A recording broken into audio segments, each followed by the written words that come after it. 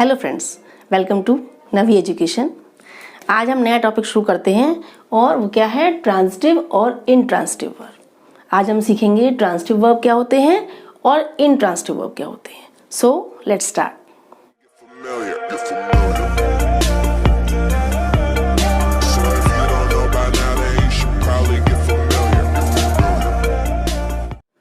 Transitive और intransitive verbs को हम हिंदी में कहते हैं सकर्मक और अकर्मक क्रियाएं। सकर्मक जिसमें क्रिया का प्रभाव कर्म पर यानी ऑब्जेक्ट पर पड़ता है, और अकर्मक जिसमें क्रिया का प्रभाव कर्म पर यानी कि ऑब्जेक्ट पर नहीं पड़ता है। इन दोनों में बिल्कुल सिंगल एक ही डिफरेंस है, बहुत सिंपल डिफरेंस है कि ट्रांजिटिव वर्ब्स में जो क्रिया होती है, जो आपका वर्ब है, जो एक्शन है, उसको अपना मीनिंग कंप्लीट करने के लिए क्या चाहिए होता है, ऑब्जेक्ट यानी कर्म। और इंट्रांजिटिव वर्ब्स में इन वर्ब्स को अपने मीनिंग को कंप्लीट करने के लिए ऑब्जेक्ट की नीड नहीं होती है। हम स्टार्टिंग पहले देखेंगे transitive verbs. Transitive verbs require objects to complete their meaning. Transitive verbs जो होते हैं, जो सकर्मक क्रिया होती हैं, इनको जरूरत होती है ऑब्जेक्ट्स की यानी कि कर्म की, टू कंप्लीट देयर मीनिंग। अपने मीनिंग को कंप्लीट करने के लिए उनको ऑब्जेक्ट की जरूरत होती है, तभी सेंटेंस का मीनिंग, उस क्रिया का, उस एक्शन का जो कि सब्जेक्ट द्वारा किया जा रहा है, उसका मीनिंग तभी कंप्लीट होता है। अब ये ट्रांजिटिव वर्ब्स क्या होते हैं, ये व्हाट और हूं। व्हाट माने क्या, हूं माने किसको, इन दो क्वेश्चंस को सॉल्व करते हैं। अब देखिए इसको आप एग्जांपल समझिए। फर्स्ट आपका एग्जांपल है, Ruby at the bitter chocolate. अब रूबी क्या है, सब्जेक्ट। रूबी सब्जेक्ट है, एट आपका वर्ब है। एट क्या है, वर्ब है। रूबी ने खाया, क्या खाया, द बिटर चॉकलेट। अब देखिए क्या क्वेश्चन आया, रूबी ने क्या खाया, what did Ruby eat. Question आपका क्या बनेगा कि रूबी ने क्या खाया, व्हाट डिड रूबी ईट। तो Ruby at the bitter chocolate. अब आपका ये उसका आंसर आ रहा है, उसने क्या खाया, द बिटर चॉकलेट। इस वर्ब को अपना मीनिंग कंप्लीट करने के लिए क्या चाहिए, दिस इज ऑब्जेक्ट। ये ऑब्जेक्ट चाहिए, है ना। तो ये क्या हुआ, ये आपका ऑब्जेक्ट। और ये क्या हो गया, जब उसमें ऑब्जेक्ट दिया गया है यानी वर्ब ऑब्जेक्ट को यूज कर रहा है अपने मीनिंग को कंप्लीट करने के लिए, तो ये हो गया आपका ट्रांजिटिव वर्ब। जब वर्ब के साथ ऑब्जेक्ट आगे आया हो यानी कि वर्ब को ऑब्जेक्ट फॉलो कर रहा है, तो यानी कि वो वर्ब क्या हुआ, सिंपल आप बस ये समझ लीजिए, ये हो गया ट्रांजिटिव वर्ब। जब सेंटेंस में आपके सब्जेक्ट है, वर्ब है, और उसके मीनिंग को पूरा करने के लिए ऑब्जेक्ट दिया गया है, तो आपका वो वर्ब आपका डेफिनेटली क्या है, ट्रांजिटिव वर्ब। नेक्स्ट देखिए, she locked her suitcase. She, what is she, she is subject, ठीक है। लॉक्ड, लॉक करना वर्ब है, ये क्या है, वर्ब है आपका, ठीक है। उसके बाद हर सूटकेस, उसने लॉक किया, उसने क्या लॉक किया, what did she lock. What question आया कि उसने क्या लॉक किया, हर सूटकेस, अपना सूटकेस। तो ये क्या हो गया, ये हो गया object. This is object, subject verb. अब आपका जब सेंटेंस में ऑब्जेक्ट आया है, ऑब्जेक्ट फॉलो कर रहा है वर्ब को, तो ये आपका क्या हो जाएगा, ट्रांजिटिव वर्ब। सिंपल। सेंटेंस की ये पहचान है कि आपके वर्ब, मेन वर्ब के बाद अगर ऑब्जेक्ट फॉलो कर रहा है उस सेंटेंस के मीनिंग को, उस वर्ब के मीनिंग को कंप्लीट करने के लिए, तो आपका वो वर्ब आपका क्या कहलाएगा, ट्रांजिटिव वर्ब। इसमें आपको जरा भी कंफ्यूज होने की जरूरत नहीं है। कभी कभी क्या होता है, कभी कभी सेंटेंस में दो ऑब्जेक्ट भी आ जाते हैं। मैंने आपको अपनी प्रीवियस वीडियो में डायरेक्ट ऑब्जेक्ट और इनडायरेक्ट ऑब्जेक्ट एक्सप्लेन किए थे।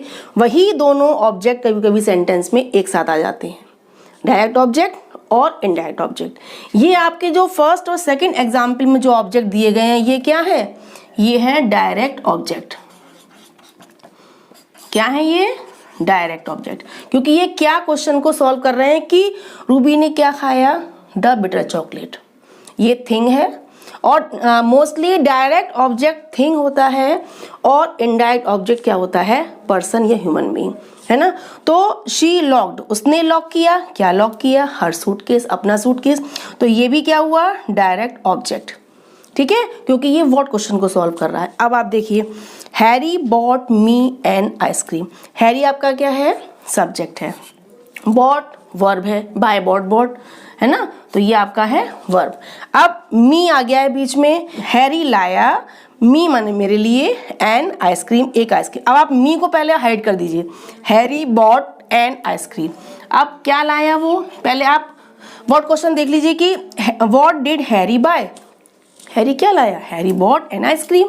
तो जो आपका क्या क्वेश्चन को सॉल्व कर रहा है, व्हाट को, और ऑब्जेक्ट है, then this is direct object. अब देखिए वो आइसक्रीम किसके लिए लाया, किसको दी उसने, होम, होम क्वेश्चन को क्या सॉल्व कर रहा है, मी मेरे लिए, हैरी लाया एन आइसक्रीम किसके लिए, मी मेरे लिए, है ना। तो ये हो गया आपका इनडायरेक्ट ऑब्जेक्ट। क्लियर कि है, जब आपके एक सेंटेंस में दो ऑब्जेक्ट है तो डेफिनेटली एक आपका डायरेक्ट होगा, एक आपका इनडायरेक्ट होगा। डायरेक्ट ऑब्जेक्ट जो है व्हाट क्वेश्चन को सॉल्व करता है और वो क्या होता है, थिंग, है ना। और इनडायरेक्ट ऑब्जेक्ट मोस्टली आपका पर्सन या ह्यूमन बीइंग होता है जो होम क्वेश्चन को सॉल्व करता है कि हैरी लाया एन आइसक्रीम, एक आइसक्रीम किसके लिए, मेरे लिए। Then me is indirect object and an ice cream this is direct object. Fourth example देखिए, she gave a beautiful dress to her friend, उसने दी एक ब्यूटीफुल ड्रेस अपनी फ्रेंड को। She is subject, gave is verb. अब उसने दिया, what did she give, उसने क्या दिया, अ ब्यूटीफुल ड्रेस। तो ये व्हाट क्वेश्चन को जो सॉल्व कर रहा है और थिंग है, ये क्या है आपका डायरेक्ट ऑब्जेक्ट। ठीक है, अब ये फ्रेंड उसने किसको दी, to whom, to her friend, then this is indirect object. She gave a beautiful dress to her friend, तो उसने दी एक beautiful dress, this is direct object, and to किसको दी, to her friend, then this is indirect object. अब आपका कभी आप सेंटेंस में आपका कभी सिंगल ऑब्जेक्ट भी आ सकता है और कभी डबल ऑब्जेक्ट भी आ सकता है।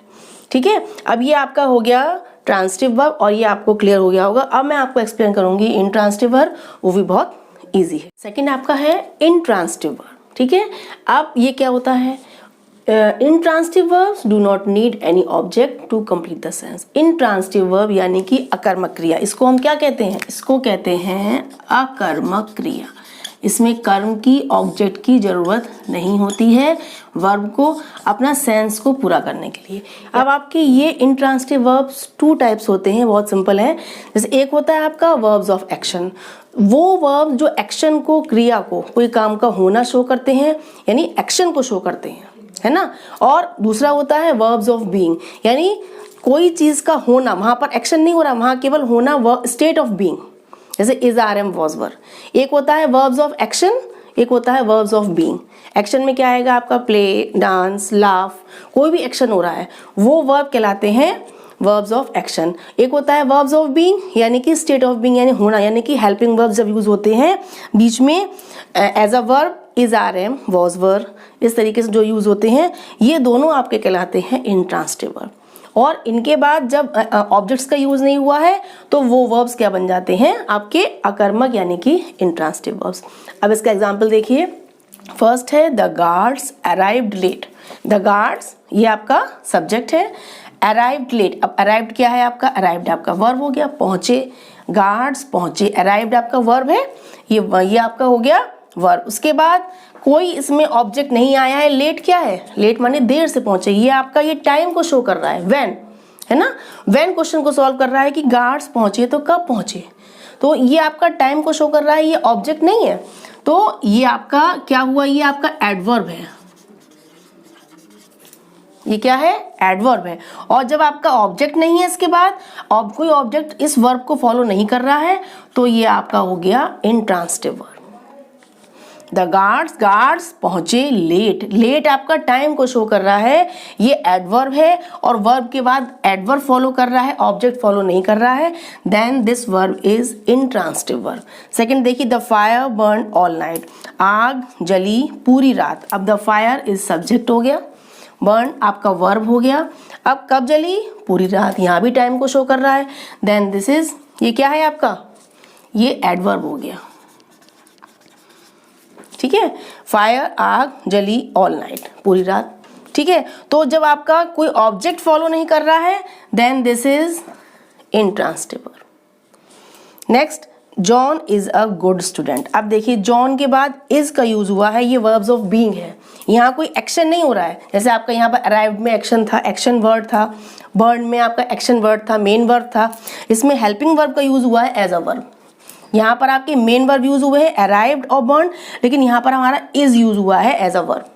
तो ये आपका ये क्या है, हेल्पिंग वर्ब है, और ये सेंटेंस में यूज हुआ है एज अ मेन वर्ब के रूप में। John is a good student. John क्या है, एक जॉन आपका सब्जेक्ट हो गया, इज आपका वर्ब है, और वो क्या है, अ गुड स्टूडेंट। तो ये अ गुड स्टूडेंट क्या है, ये जॉन को एक्सप्लेन कर रहा है। क्या कर रहा है, ये जॉन को एक्सप्लेन कर, यानी कि जॉन के बारे में कुछ एक्स्ट्रा इंफॉर्मेशन दे रहा है। यानी ये क्या हो गया, ये हो गया कॉम्प्लीमेंट। This is complement. जब किसी के बारे में कोई बात बताई जाती है, कही जाती है, तो वो कहलाती है कॉम्प्लीमेंट, है ना। तो जॉन सब्जेक्ट हो गया, इज आपका वर्ब हो गया, और अ गुड स्टूडेंट ये आपका ऑब्जेक्ट नहीं है, ये क्या है, एक कॉम्प्लीमेंट जो जॉन के बारे में एक्सप्लेन कर रहा है। तो जब इज वर्ब के बाद कोई ऑब्जेक्ट फॉलो नहीं कर रहा है तो इज हमारा क्या हुआ, इंट्रांसिटिव वर्ब। सिंपल। फोर्थ देखिए, he works in a big laboratory. अब ही क्या हुआ, सब्जेक्ट हुआ, वर्क्स क्या है, वर्ब है ना। वो कहाँ वर्क करता है, अब यहाँ पर यहाँ क्या शो कर रहा है, वेयर, प्लेस को शो कर रहा है, वो काम करता है। He works in a big laboratory, एक बड़ी लैबोरेटरी में वो काम करता है। तो यहाँ पर ये आपका क्या है, ये आपका ऑब्जेक्ट नहीं है, ये क्या है, ये आपका ऑब्जेक्ट नहीं है, ये प्लेस को शो कर रहा है। जब कोई ऑब्जेक्ट इसको फॉलो नहीं कर रहा है, इस वर्क्स वर्ब को कोई ऑब्जेक्ट फॉलो नहीं कर रहा है, देन दिस इज क्या है, ये इंट्रांसिटिव वर्ब। ये आपकी प्लेस हो गई कि वो कहाँ काम करता है, वो इन अ बिग लैबोरेटरी में। तो जब आपका कोई ऑब्जेक्ट नहीं है then this is intransitive verb. ये आपके थे ट्रांसिटिव और इनट्रांसिटिव वर्ब में डिफरेंस, और बहुत सिंपल था कि ट्रांसिटिव वर्ब क्या है, उसको ऑब्जेक्ट की ज़रूरत होती है अपने मीनिंग को कंप्लीट करने के लिए, और इनट्रांसिटिव वर्ब को ऑब्जेक्ट की नीड नहीं होती है, वो बिना ऑब्जेक्ट के ही अपना सेंस कंप्लीट कर लेता है। बस इतना ही डिफरेंस है। अब मैं आपको इनट्रांसिटिव वर्ब्स कि में इंट्रांसिटिव वर्ब्स को जो वर्ड्स फॉलो करते हैं, जो फ्रेज या वर्ड्स फॉलो कर सकते हैं, यानी कि इंट्रांसिटिव वर्ब के बाद जो वर्ड आ सकते हैं, जैसे आपको यहाँ पर एडवर्ब आया है, यहाँ कॉम्प्लीमेंट आया, इस तरीके से इंट्रांसिटिव वर्ब के बाद कौन कौन से वर्ड्स या फ्रेज फॉलो कर सकते हैं वो मैं आपको और एक्सप्लेन करूँगी। अब हम समझेंगे कि कौन कौन से वर्ड्स या फ्रेजेस हैं जो इंट्रांसिटिव वर्ब्स को फॉलो करते हैं, यानी कि इंट्रांसिटिव वर्ब्स के बाद कौन कौन से वर्ड्स आ सकते हैं। ये समझ के आपको इसको पहचानना बहुत इजी हो जाएगा। फर्स्ट है, जैसे आप देखिए, हिज नेम इज़ किरण, ये आपका एग्जाम्पल है। अब इसमें हमें देखिए, इसमें जो इंट्रांसिटिव वर्ब है इसको क्या फॉलो कर रहा है, नाउन या नाउन फ्रेज। नाउन या नाउन के वर्ड्स का ग्रुप इसे कहते हैं फ्रेज। ये इंट्रांसिटिव वर्ब को फॉलो कर रहा है, वो कौन सा है, किरण। इज आपका क्या है, इज आपका इंट्रांसिटिव वर्ब है, ये सब्जेक्ट हो गया, हिज नेम इज किरण। अब इज के बाद ये आपका इंट्रांसिटिव वर्ब है, इसको फॉलो कर रहा है किरण, ये नाउन है, ये नाउन भी हो सकता है और कोई नाउन फ्रेज भी आ सकता है। सेकंड देखिए, the girl in the photo, जो इस फोटो में जो गर्ल है, इज नॉट यू, वो क्या, इज नॉट यू, वो तुम नहीं हो। अब इज हमारा वर्ब है, ठीक है, इज नॉट यू में यू क्या हो गया हमारा, प्रोनाउन। कभी कभी इंट्रांसिटिव वर्ब को प्रोनाउन भी फॉलो कर देता है, यू हमारा प्रोनाउन है, तो इज हमारा क्या हुआ, इंट्रांसिटिव वर्ब। इसमें कोई ऑब्जेक्ट नहीं है, इनमें फर्स्ट में नाउन था, सेकंड में प्रोनाउन था। नेक्स्ट देखिए third, my aunt is coming to dinner, मेरी आंट आ रही हैं टू डिनर, डिनर पे। अब इज कमिंग ये हमारा क्या है, ये वर्ब है, ठीक है। अब उसके बाद टू डिनर किस पे आ रही हैं, टू डिनर। टू हमारा क्या है, टू, फॉर, फ्रॉम, ये क्या होते हैं, प्रेपोजिशंस होते हैं। टू डिनर ये ग्रुप हो गया वर्ड्स का, तो ये हो गया प्रेपोजिशनल फ्रेज। कभी कभी इंट्रांसिटिव वर्ब्स के बाद प्रेपोजिशनल फ्रेज भी यूज हो जाते हैं। तो ये हमारा जब प्रेपोजिशनल फ्रेज है तो ये हमारा क्या हुआ, इंट्रांसिटिव वर्ब। नेक्स्ट है हमारा, you have come quite early. अब यू हमारा सब्जेक्ट है, हैव कम हमारा वर्ब हुआ, और क्वाइट अर्ली, ये अर्ली हमारा क्या है, ये एडवर्ब हो गया। एडवर्ब यानी जल्दी आए हो, ये वर्ब में एक क्या कर रहा है, मीनिंग को ऐड कर रहा है, देन दिस इज एडवर्ब। तो ये हमारा क्या हुआ, इंट्रांसिटिव वर्ब, इसमें भी कोई ऑब्जेक्ट नहीं है ना। फर्स्ट में, सेकंड में, थर्ड में, फोर्थ में किसी में ऑब्जेक्ट नहीं है। फर्स्ट में नाउन था, सेकंड में प्रोनाउन था, थर्ड में प्रेपोजिशनल फ्रेज था, फोर्थ में एडवर्ब। अब फिफ्थ देखिए, यू लुक क्वाइट होपफुल, तुम दिखाई देते हो काफ़ी कैसे, होपफुल, आशावादी। तो आपका ये होपफुल क्या है, ये होपफुल वर्ड जो है यू को क्या कर रहा है, मॉडिफाई कर रहा है, सब्जेक्ट को क्या कर रहा है, एक्सप्लेन कर रहा है, मॉडिफाई कर रहा है, उसको क्वालिफाई कर रहा है। तो होपफुल हमारा हो गया एडजेक्टिव। यू की क्या बता रहा है, क्वालिटी बता रहा है, विशेषता बता रहा है। तो होपफुल हमारा क्या है, एडजेक्टिव है। तो लुक क्या हुआ, लुक हमारा हुआ इंट्रांसिटिव वर्ब। सिक्स सेंटेंस देखिए, it seems that nobody is interested in my idea, ऐसा प्रतीत होता है कि कोई भी मेरे आइडिया में इंटरेस्टेड नहीं है। तो कभी कभी सेंटेंसेस में इंट्रांसिटिव वर्ब्स के बाद पूरी पूरी क्लॉज भी ऐड हो जाती है। क्लॉज आपने पढ़ी हैं, क्लॉजेस आपके सेंटेंस में कभी सिंगल क्लॉज भी होती है, डबल क्लॉज भी होती है। तो इसमें देखिए, इट सीम्स, इट आपका हो गया सब्जेक्ट हो गया, उसके बाद सीम्स क्या है, वर्ब है, ये सब्जेक्ट हो गया। अब इसके बाद सीम्स के बाद क्या आ गया, that nobody is interested in my idea, ये पूरी क्या है, ये क्लॉज है, पूरी क्या है, सेंटेंस का एक पार्ट है, एक क्लॉज है। तो ये क्लॉज है, तो हमारा ये क्या हुआ, इंट्रांसिटिव वर्ब। इसके बाद कोई ऑब्जेक्ट नहीं है, पूरी क्लॉज को ऐड कर दिया। इस तरीके से आप देखिए कि इंट्रांसिटिव वर्ब के बाद नाउन भी आ सकता है, नाउन फ्रेज भी आ सकता है, प्रोनाउन भी आ सकता है, प्रेपोजिशनल फ्रेज भी आ सकता है, एडवर्ब, एडजेक्टिव या फिर क्लॉज, लेकिन ऑब्जेक्ट नहीं आएगा। यही इसकी पहचान है। और आई होप आपको इस एक्सप्लेनेशन से ट्रांसिटिव और इंट्रांसिटिव वर्ब को पहचानना, उनको आइडेंटिफाई करना बहुत ईजी हो गया होगा। So do practice.